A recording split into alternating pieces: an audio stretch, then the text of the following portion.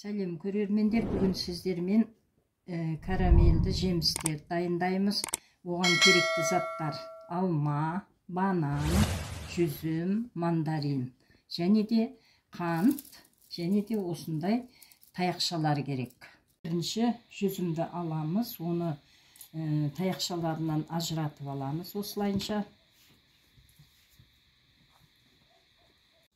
Міне жемісті осылайынша ажыратып алдық ағашынан. Енді оны бірімдеп анадан өткіземіз.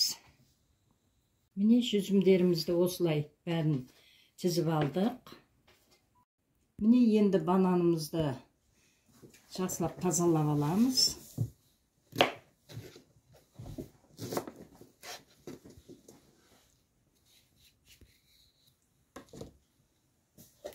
Қабығынан ашып аламыз осылайынша.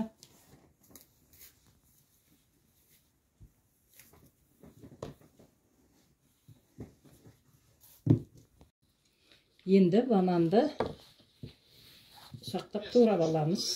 Қатты майдаламаймыз. Оны осылайынша бөліктерге бөліп аламыз. Енді бананымызды таяқшаға тізіп аламыз.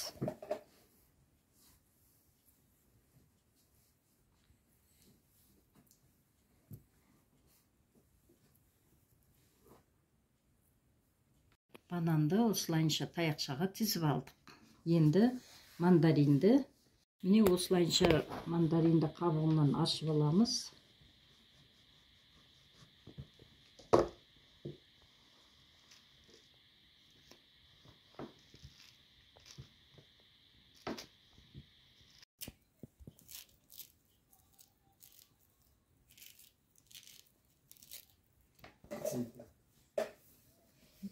Міне мандаринді жақсылап ашып алдық. Енді оны таяқшамызға тіземіз.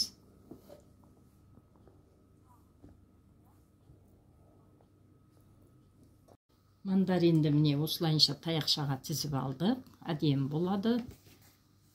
Енді алманы осылайынша бірнеше бөліктерге бөліп аламыз.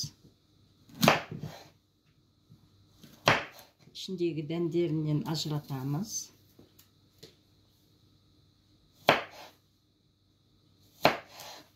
Енді таяқшаға тізіп аламыз.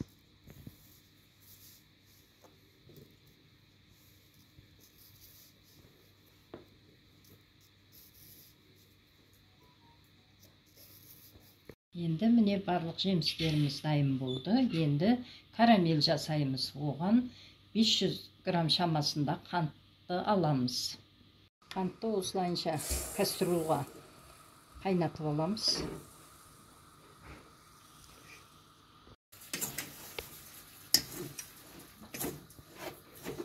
Міне су құйдық, енді қайнатып аламыз. Араластырып тұру керек. Міне осылайынша қантымызды қайнатамыз. Азырақ су құйдық. Осылайынша көп қайнау керек. Міне қантымыз дайын болды.